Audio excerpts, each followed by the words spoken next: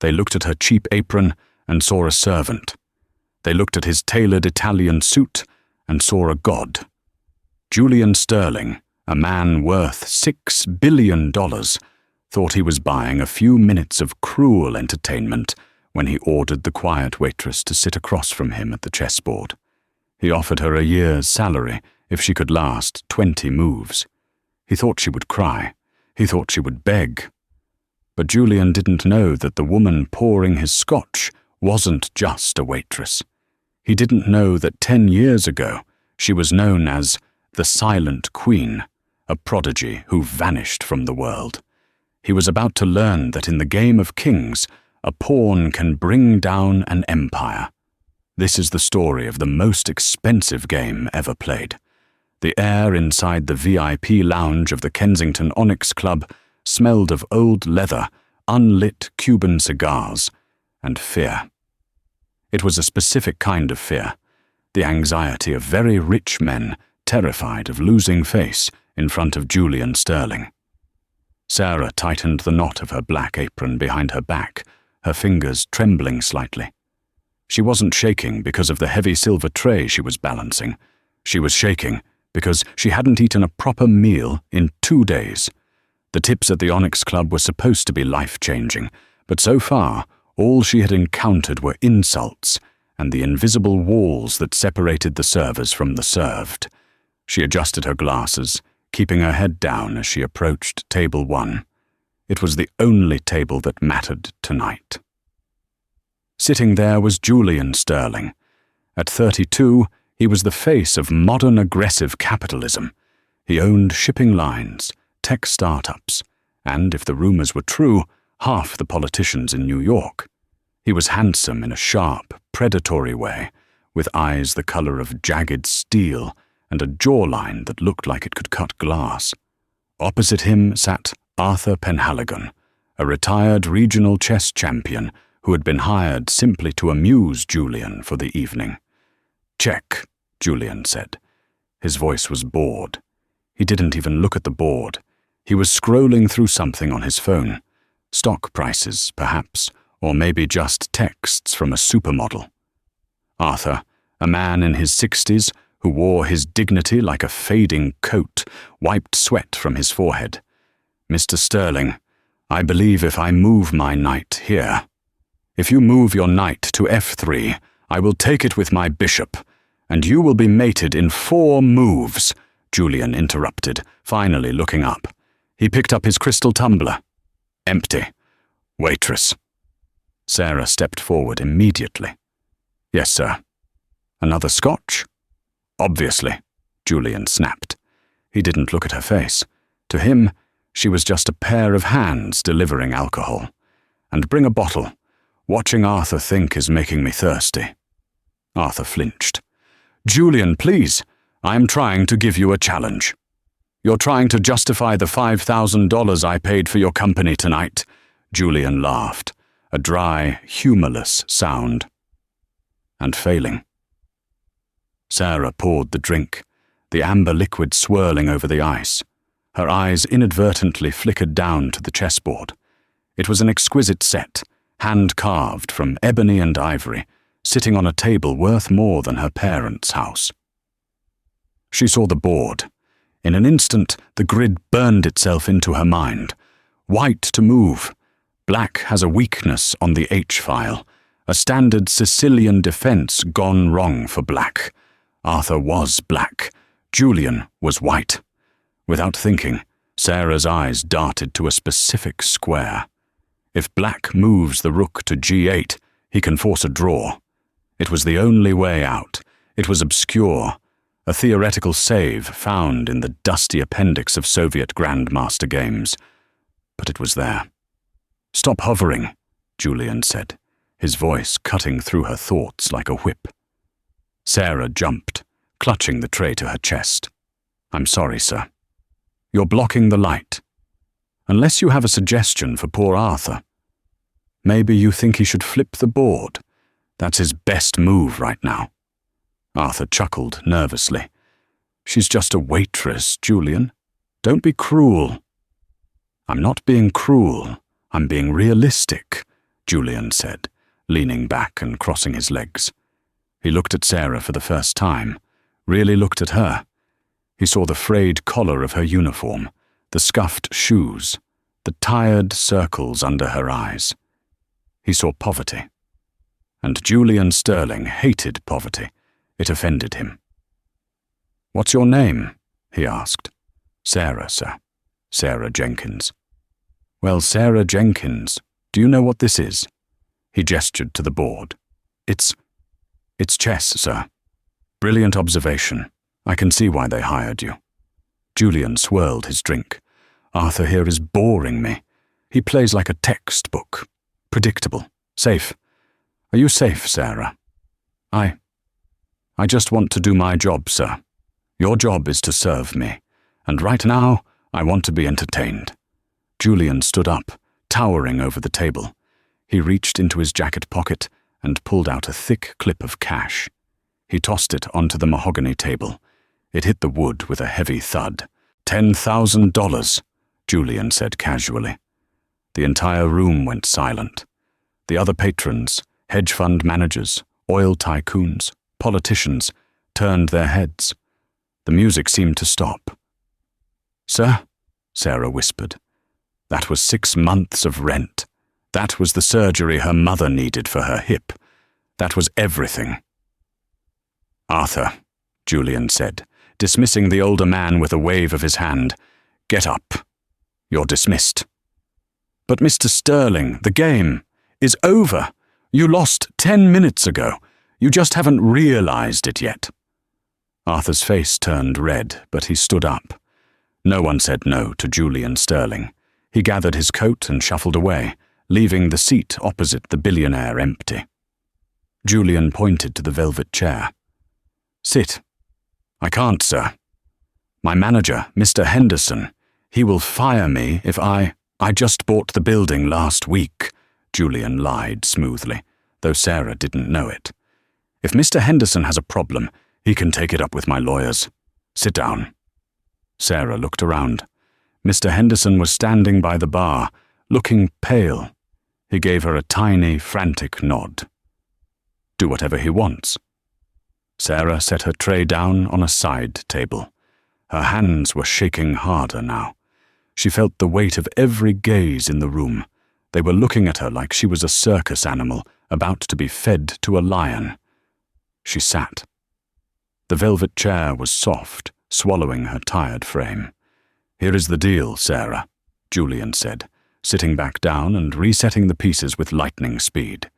His hands were elegant, manicured. "I am bored. I crave novelty. A waitress playing chess? That's novel. It's like watching a dog try to play the piano." He pushed the white pawn to e4. "We will play one game. If you can last 20 moves without being checkmated, you keep the $10,000 on the table." Sarah stared at the cash. $10,000. "And if I lose?" she asked, her voice barely audible. Julian smiled. It was a wolfish grin. "If you lose before 20 moves, you have to get on your knees, right here in the middle of the club, and apologize to me for wasting my time. And then you walk out of that door and never come back. You lose your job. You lose your dignity." It was a sick game, a power trip. He wanted to humiliate her because he could. He wanted to prove that money made him superior in every way.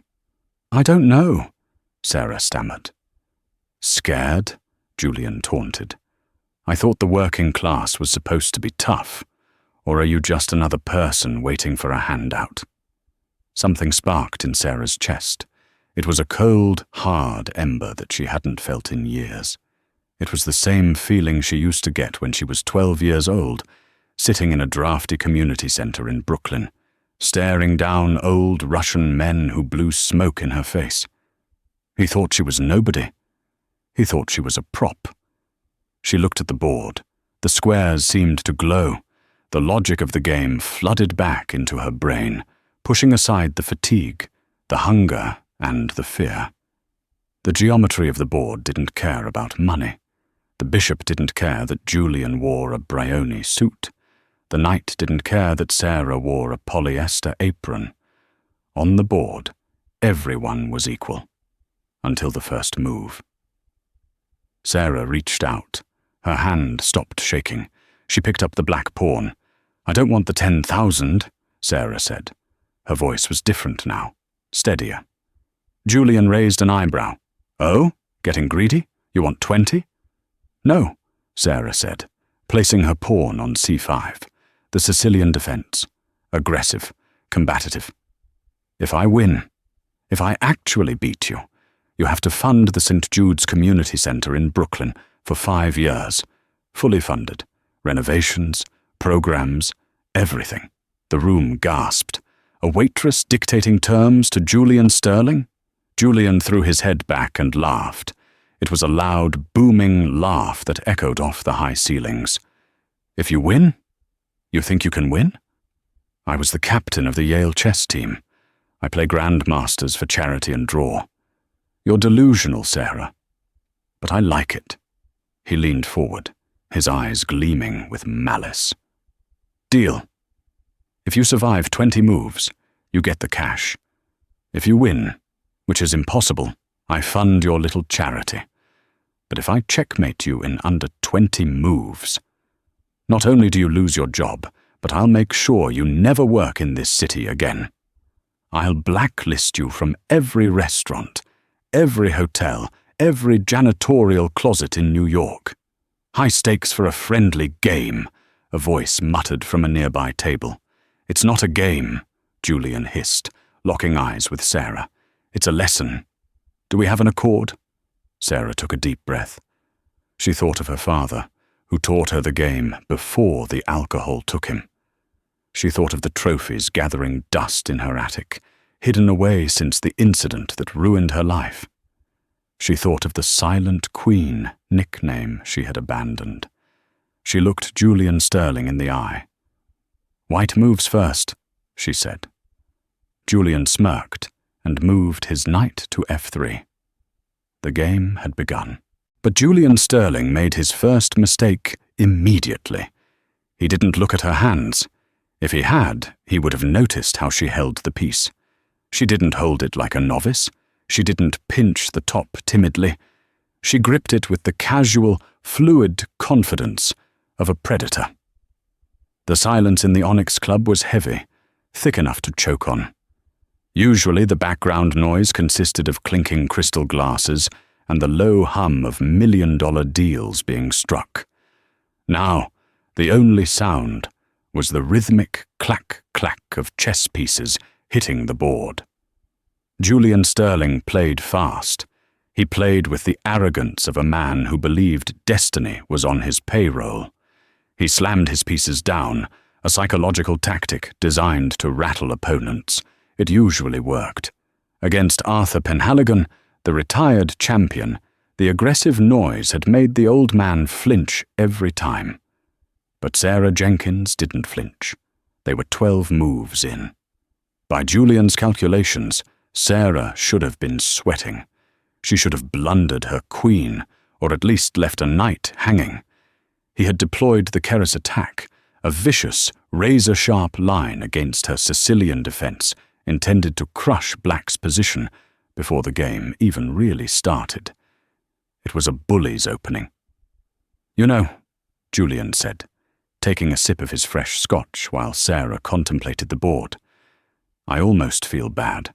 You're trying so hard. You're staring at that board like it's a bomb defusal manual." Sarah didn't look up. Her eyes were locked on the e4 square. Her mind was a whirlwind of calculations, branching out like lightning. If he pushes the g-pawn, I castle long. If he sacrifices the knight, I have to counterattack on the c-file. "Are you mute now?" Julian laughed, looking around at the gathering crowd. A circle of spectators had formed. Men in tuxedos and women in evening gowns were whispering behind their hands. They were waiting for the execution. They wanted to see the poor girl cry so they could feel better about their own ruthless lives. "I am thinking, sir," Sarah said softly. "Thinking won't help you against talent," Julian sneered. Check. He moved his bishop to b5, pinning her knight. It was a solid move, a strong move. It looked decisive. Arthur, who was still watching from the sidelines, winced. "That's it," he whispered to a nearby banker. "She loses her queen in 3 moves. The pin is deadly." Julian leaned back, crossing his arms. "Move 13. You have 7 moves left to survive for your money, Sarah. But looking at this board, I'd say you have about 2 minutes before you're on your knees, begging for forgiveness." Sarah reached out. Her hand hovered over the board. She didn't move the knight. She didn't move the queen to safety. Instead, she pushed a seemingly insignificant pawn on the edge of the board. h6. The room murmured. Even the non-players knew that moving a pawn on the edge of the board when your king is under attack usually signaled panic. "Desperation," Julian scoffed. He immediately captured her knight with his bishop. "Check." "Takes," Sarah whispered. She recaptured with her queen. "And now I take the center," Julian declared, slamming his rook to d1. The game accelerated. "Move 15. Move 16. Move 17.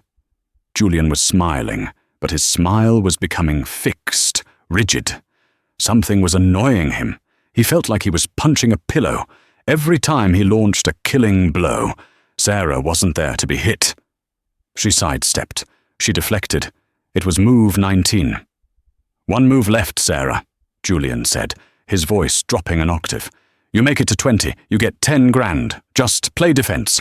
Hide. Run away." He moved his queen to h5, eyeing a checkmate pattern. "Go on. Run." Sarah looked at the clock. Then she looked at Julian. For the first time since the game began, she took off her thick, smudged glasses and set them on the table. Without the frames, her face looked different. The tiredness seemed to vanish, replaced by a cold, terrifying intensity. Her eyes were dark, intelligent, and focused like lasers. "I don't run," Sarah said. She didn't play a defensive move. She didn't block. She reached out and grabbed her own rook. She slammed it down on c3, the exchange sacrifice. She was giving up a rook, a heavy piece, for a knight and a shattered pawn structure around Julian's king. The sound of the piece hitting the board was like a gunshot. Julian blinked. He looked at the board. He looked at her. You just hung your rook," he stammered, a confused smile twitching on his lips. "You stupid girl. You just gave me the game on move 19. You were 1 move away from the money." The crowd gasped. "She blew it," someone whispered. "Pressure got to her." Sarah said nothing. She just stared at Julian's king. Julian laughed, a sound of pure relief. "Well, I'll take it." He captured her rook with his pawn. "Thank you for the gift." "Move 20, Sarah said calmly. She moved her queen to c7. Julian froze. He looked at the board. He looked at his king. The pawn that had captured her rook was now blocking his own escape route. The sacrifice hadn't been a blunder. It had been a demolition charge. By accepting the gift, he had opened a diagonal directly to his heart.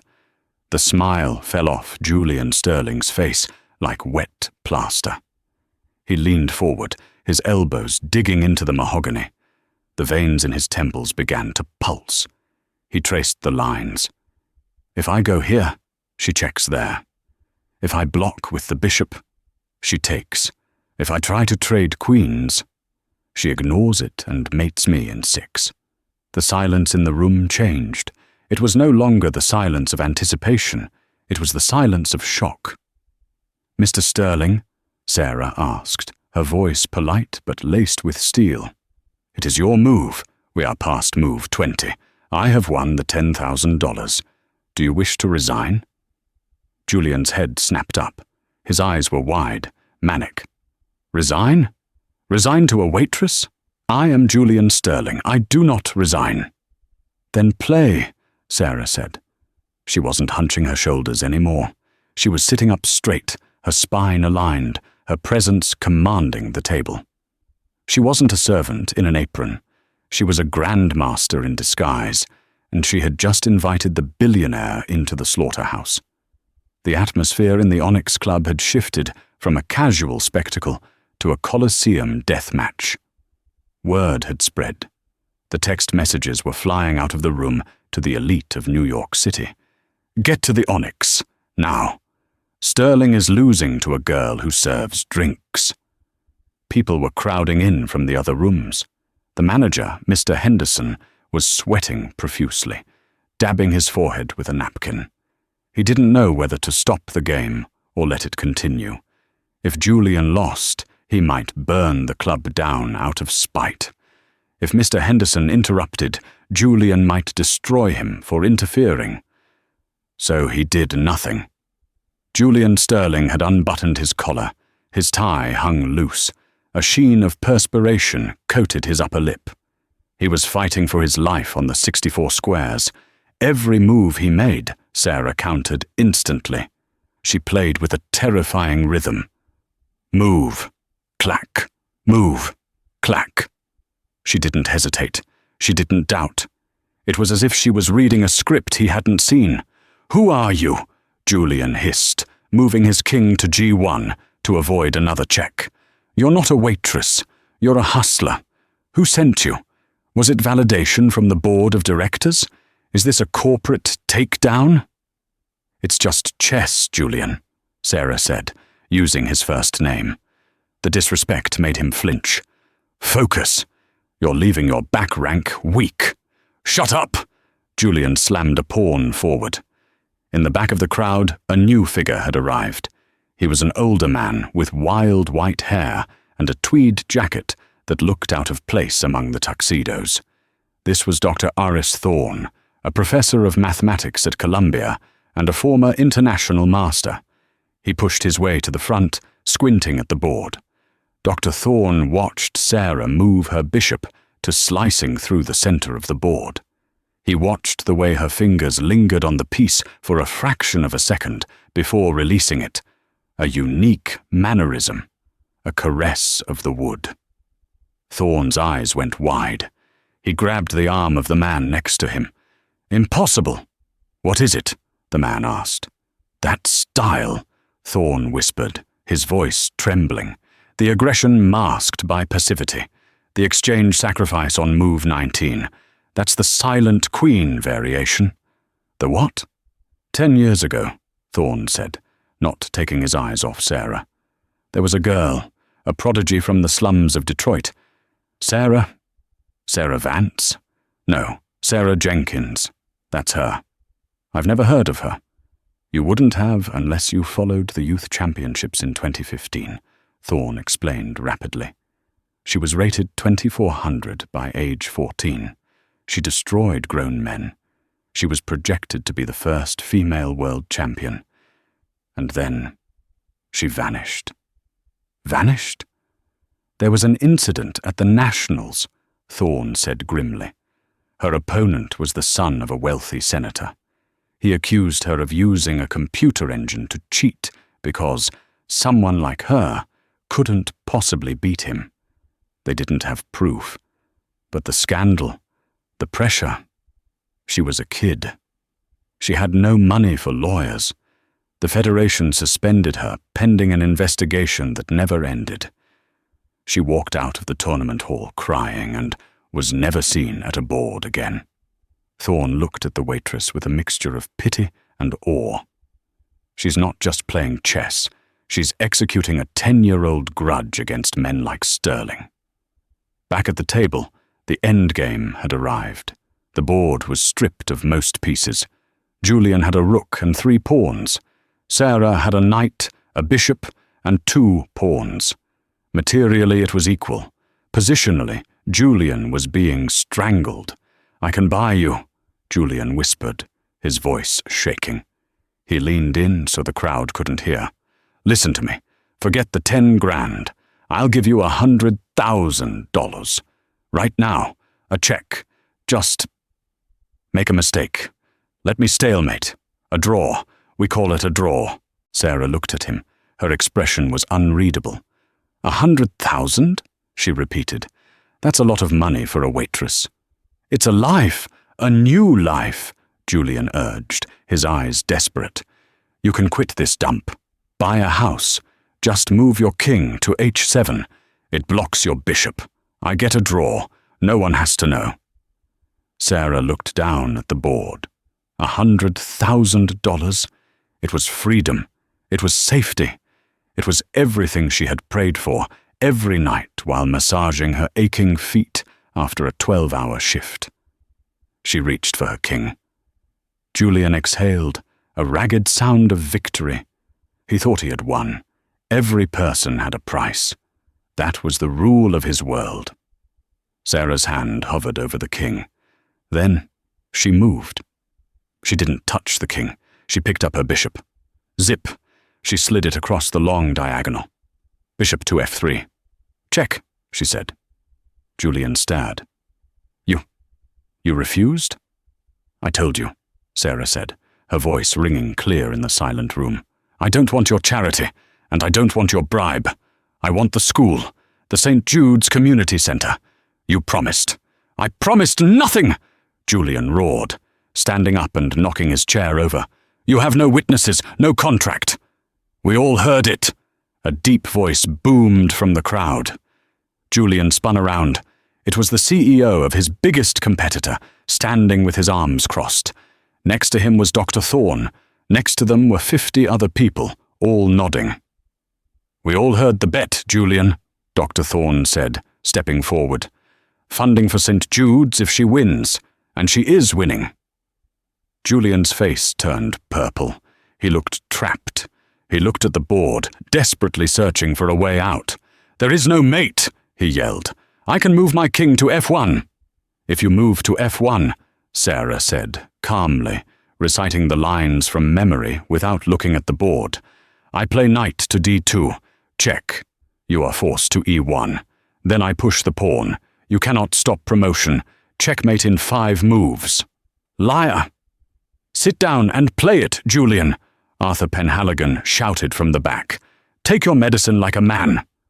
Julian sat down slowly. His hands were shaking so badly he could barely hold the pieces.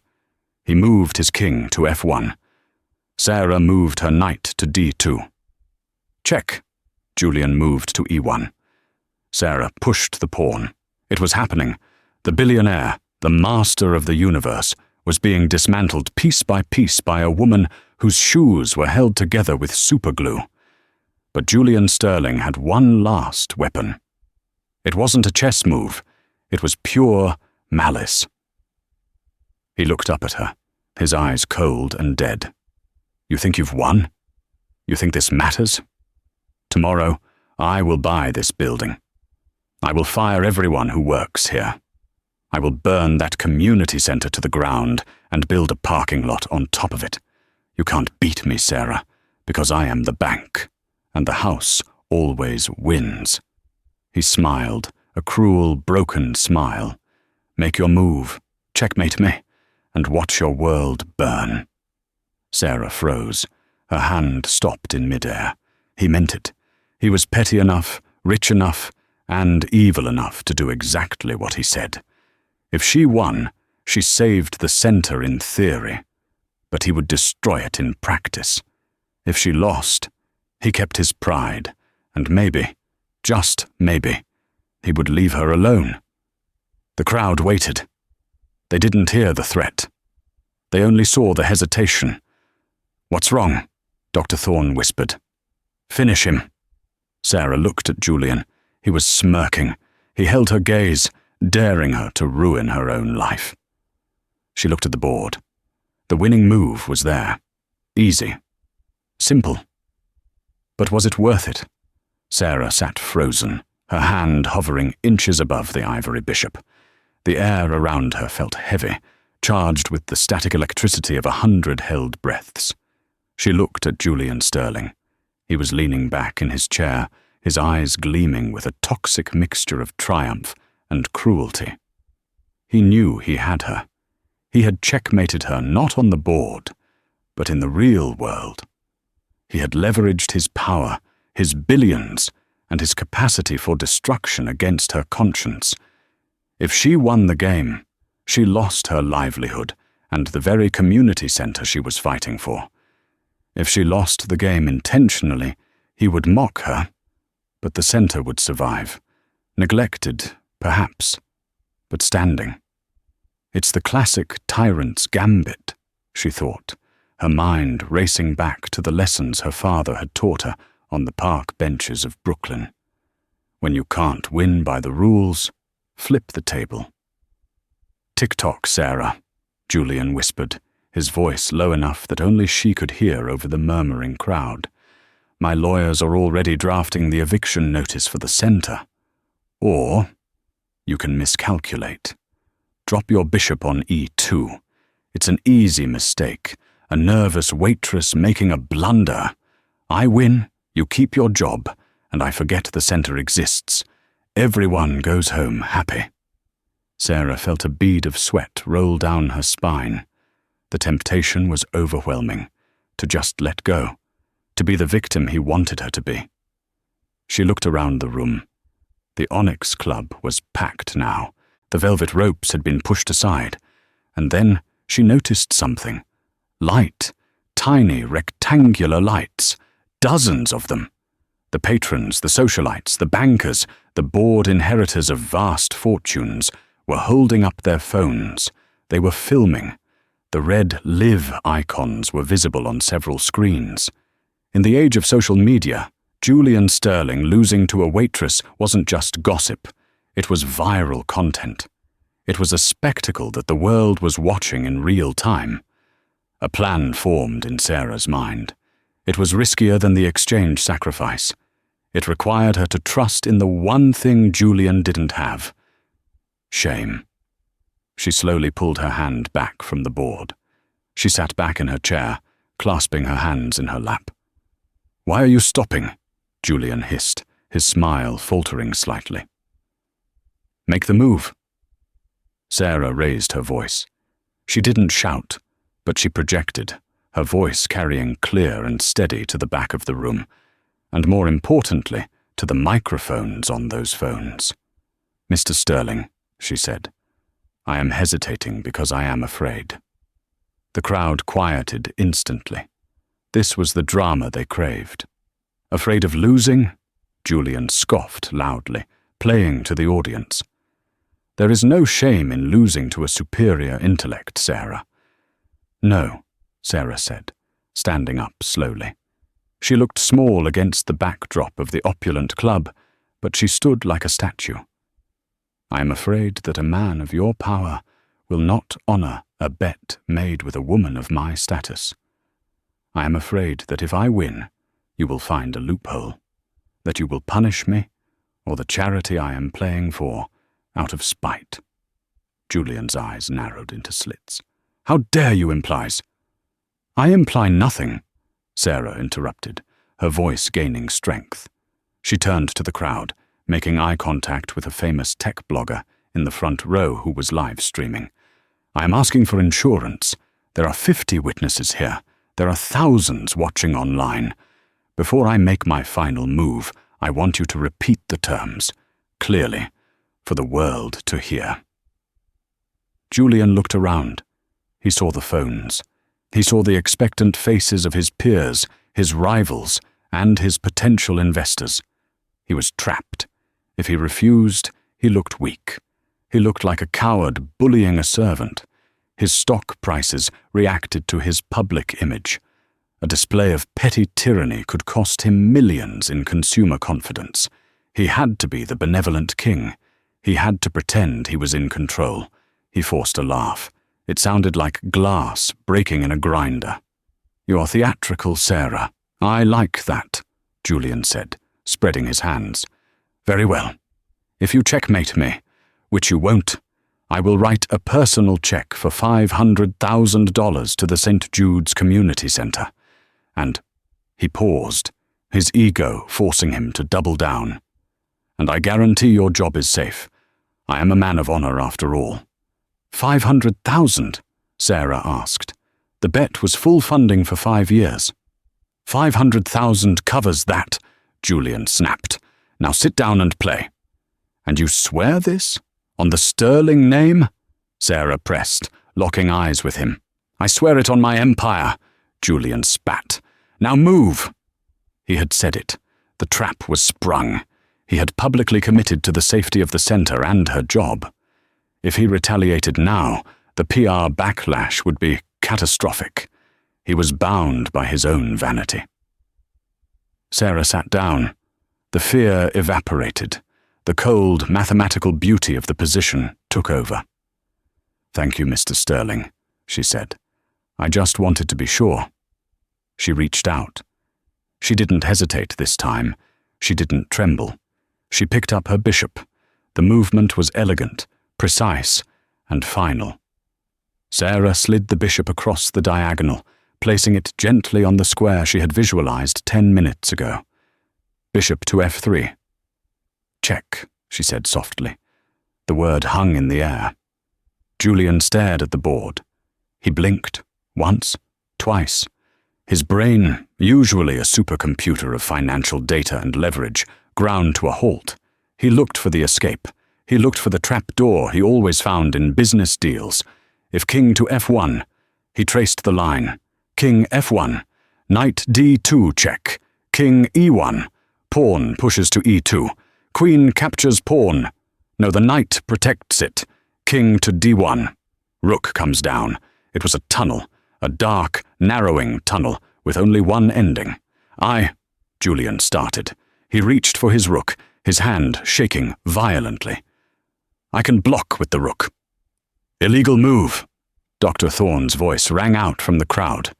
The old professor had moved closer, acting as the unofficial arbiter. The rook is pinned by her queen on the A-file. You cannot move it. Julian jerked his hand back as if the piece were red hot. He looked at the queen he had ignored on the other side of the board, the sniper in the shadows. Then, King f1, Julian muttered. He moved his king. Sarah moved her knight. Knight to d2. Check. The rhythm was hypnotic now. Check, move, check, move. It was the drumbeat of an execution. Julian moved his king to e1. He was sweating freely now, the expensive starch of his collar wilting. Sarah pushed her pawn. Pawn to e2. Check, she whispered. Julian looked at his board. He had no moves. His king was trapped in the center of his own army, blocked by his own pieces, suffocated by his own arrogance.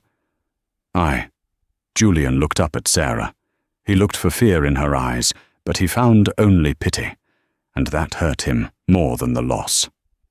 It is mate in one, Mr. Sterling, Sarah said. You can resign with dignity. The room was deathly silent. The waitstaff had stopped serving. The music had been turned off. All eyes were on the Billionaire. Julian Sterling's face went through a spectrum of colors. Red rage, white shock, grey defeat. He looked at the crowd. He saw the phone still recording. He saw the smirk on the face of his business rival. He saw the awe in the eyes of Arthur Penhaligon. He slowly reached out his hand. He tipped his king over. The wooden piece hit the board with a hollow clack, rolling on its side, the universal sign of surrender. For a second, nobody moved. Then, the applause started. It began with Dr. Thorne, a slow, respectful clap. Then Arthur joined in. Then the bartender. And then the room erupted. It wasn't polite golf clapping. It was a roar. People loved an underdog. They loved seeing a god bleed. Sarah didn't smile. She didn't cheer. She simply folded her hands and looked at Julian. The check, Mr. Sterling, she said calmly. Julian sat frozen, staring at the toppled king. He felt stripped naked. He had lost to a girl who poured drinks. He had lost in front of everyone who mattered. You cheated, he whispered, his voice venomous. Write the check, Julian, a voice called out. It was Victor Calloway, the owner of the Calloway Bank, standing near the bar. "Don't make this worse than it already is." "Yeah, pay up!" someone else shouted. Julian's jaw tightened until his teeth creaked. He reached into his jacket pocket and pulled out a leather checkbook. He uncapped a gold fountain pen. He wrote furiously, the pen tearing slightly into the paper. He ripped the check out and crumpled it into a ball. He threw it at Sarah. It bounced off her chest and landed on the chessboard, right next to the fallen king. "Take it," Julian spat, standing up. "Take your money and get out of my sight. You're lucky I'm a generous man." He buttoned his jacket, trying to regain some shred of his composure. This was a fluke, a parlor trick. Don't think you're special, girl. You're still just a waitress. Sarah picked up the crumpled paper. She smoothed it out on the table. $500,000, payable to St. Jude's Community Center. Signed, Julian Sterling. She looked up at him, and for the first time she smiled. It was a radiant, dangerous smile. "I'm not just a waitress, Mr. Sterling," she said, her voice clear. "And you're not a king. You're just a man who forgot to watch his back rank." Julian opened his mouth to retort, but the laughter of the crowd cut him off. He turned on his heel and stormed out of the VIP lounge, his bodyguards scrambling to keep up with him. He pushed past the cameras, his face shielded by his hand, a beaten man fleeing the scene of his humiliation. Sarah stood there, the check in her hand. The adrenaline that had sustained her suddenly crashed. Her knees felt weak. Arthur Penhaligon stepped forward, his eyes shining. He reached out and shook her hand. "I have played this game for 40 years, he said, his voice thick with emotion. "I have never seen a game like that. That was the immortal game of the 21st century." "It was the Silent Queen," Dr. Thorne said, stepping up beside him. He looked at Sarah with profound respect. "Welcome back, Sarah." I have to get back to work," Sarah stammered, looking around for her tray. The reality of her situation was crashing back in. She was still on the clock. "Work?" Mr. Henderson, the manager, appeared from the crowd. He looked like he had seen a ghost. He looked at the check in her hand, then at the patrons, who were looking at Sarah like she was a celebrity. "Sarah, darling," Mr. Henderson said, his voice trembling. "I don't think you'll be clearing tables tonight. In fact, I think half the people in this room want to buy you a drink." Sarah looked down at the board one last time. The pieces were still scattered, a chaotic battlefield that she had brought to order. She had won. She had saved the center. But as she looked at the empty chair where Julian had sat, she knew it wasn't over. Men like Julian Sterling didn't just walk away. They didn't forgive. And they certainly didn't forget. She had won the game, but she had just started a war. The morning sun didn't bring warmth to Sarah Jenkins. It brought a cold, hard reality check. She was sitting in the lobby of the First National Bank, holding a numbered ticket. Her hands were trembling, not from adrenaline this time, but from pure nausea. 10 minutes ago, the teller had looked at the crumpled, smoothed-out check for $500,000, typed something into her computer, and then looked at Sarah with a mixture of suspicion and pity. "I'm sorry, Ms. Jenkins," the teller had said, sliding the check back under the glass. "The issuer has placed a stop payment order on this instrument. The funds are unavailable, and—" the teller lowered her voice. "There is a flag on your account, an investigation for attempted fraud." Julian Sterling hadn't just refused to pay. He was trying to put her in jail. Sarah walked out of the bank, the noise of the New York traffic assaulting her senses. She felt small. She felt stupid. Of course he wouldn't pay. Men like Julian didn't get rich by writing checks to waitresses. They got rich by crushing them. Her phone buzzed. It was a text from Mr. Henderson. "Don't come in. Julian called the owners. He threatened to pull his investment if you remained on staff.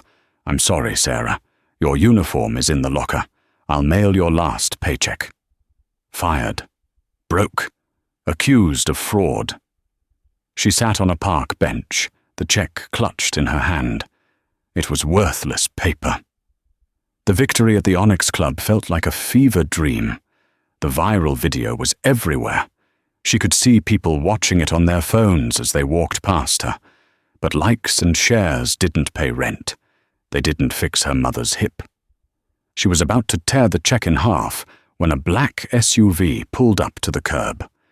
The window rolled down. Sarah Jenkins? She looked up. It wasn't the police. It was a woman in a sharp grey suit, looking efficient and terrifying. I'm Sarah, she whispered. Get in, the woman said. Mr. Roth would like a word. Sarah froze. Alexander Roth. The name was legendary. If Julian Sterling was the Prince of New York aggressive capitalism, Alexander Roth was the old king. He was a media tycoon, a philanthropist, and Julian's sworn enemy. They had been feuding for a decade over real estate, tech patents, and ego. I can't, Sarah said. He knows about the check, the woman said, and he knows Julian stopped it. He wants to discuss your next move. Sarah got in the car. 20 minutes later, she was standing in a penthouse office that made the Onyx Club look like a dive bar. Alexander Roth sat behind a glass desk. He was in his 70s, with silver hair and eyes that had seen everything. On the massive screen behind him, the video of Sarah's game was playing on a loop. Specifically, the moment she played bishop to f3. Beautiful, Roth said, spinning his chair around. Absolutely beautiful. The last time I saw a positional squeeze like that was Kasparov in '85. Mr. Sterling cancelled the check, Sarah said, her voice hollow. He fired me. I have nothing. You have fame, my dear, Roth corrected. Do you know who tweeted about this game this morning? Magnus Carlsen, Hikaru Nakamura. The entire chess world is asking, who is the waitress? You are trending higher than the Super Bowl. Roth stood up and walked over to her. Julian thinks he has won because he controls the money, Roth said. But Julian is a fool. He forgot that in the modern world, reputation is currency. He just publicly humiliated a working-class genius and then reneged on a charity bet. He didn't just break a promise. He committed public relations suicide. Roth handed her a tablet. It was a legal document. What is this? I own a media conglomerate, Sarah. Roth smiled. We are going to run a story. The Billionaire versus the Waitress, the check that bounced. We will show the world the stopped payment. We will interview you about the community center. We will paint Julian Sterling as the villain of the century. Why? Sarah asked. Why help me? Because I hate him, Roth said simply. And because I love chess. But there is a condition. Sarah stiffened. There's always a condition. I will pay the $500,000 to St. Jude's myself, Roth said, and I will give you a sponsorship deal worth double that. But you must do one thing. What? You have to come out of retirement. No more hiding. No more aprons. You register for the US Championship next month. You reclaim the title, the Silent Queen. And you wear a patch with my company's logo on your jacket when you win. Sarah looked at the contract. It was a lifeline. It was a weapon. She thought of the fear she felt in the bank. She thought of Julian's smug face when he threw the crumpled check at her. I don't just want to play, Sarah said, looking up with fire in her eyes. I want to destroy him. Roth grinned. Then sign the paper. 3 days later, Julian Sterling was having a very bad morning. He sat in his boardroom, surrounded by nervous executives. His stock price had plummeted 14% since the story broke. The headline on the New York Chronicles, owned by Alexander Roth, was brutal. Checkmate. Sterling Welch's on charity bet. Bully's prodigy. Protesters were standing outside his headquarters, holding chessboards and signs that said, "Pay up. We need to issue an apology," his PR chief stammered. "We can say it was a banking error. We can pay the charity." "I will not apologize to a servant," Julian roared, slamming his fist on the table. "She set me up. It was a hustle." The door to the boardroom opened. "You can't go in there," a secretary shrieked. Sarah Jenkins walked in. She wasn't wearing her apron. She was wearing a tailored navy blazer, sharp trousers, and her glasses were polished. Flanking her were two high-priced lawyers and Alexander Roth himself. The room went silent. "What is this?" Julian hissed, standing up. "Security." "Sit down, Julian," Roth said, his voice calm and commanding. "We're here to discuss the lawsuit." "Lawsuit?" Julian laughed nervously. "She has no case. Gambling is illegal in this state. The debt isn't enforceable." "We aren't suing for the debt," Sarah spoke up. Her voice was steady, projecting power. "We are suing for defamation. You told the bank I committed fraud. You told the police I was a hustler. You damaged my reputation." She tossed a folder onto the table. "And," Sarah continued, "Mr. Roth has already covered your debt to St. Jude's. The center is fully funded. They're naming the new chess wing after me. And they're naming the janitor's closet after you." Stifled laughter broke out among Julian's own board members. Julian's face turned a violent shade of red. "Get out! Get out!" "I'm leaving," Sarah said. "I have a plane to catch. I'm playing in the Zurich Open next week. But I wanted to give you this." She pulled a single object from her pocket. It was a chess piece. The Black King. She set it on the table in front of him. "You tipped your king, Julian. But you didn't learn the lesson," she said. "In chess, and in life, you are only as strong as your integrity. You have billions of dollars, but right now, in the eyes of the world, you're a pawn." She turned to leave. "Wait!" Julian called out.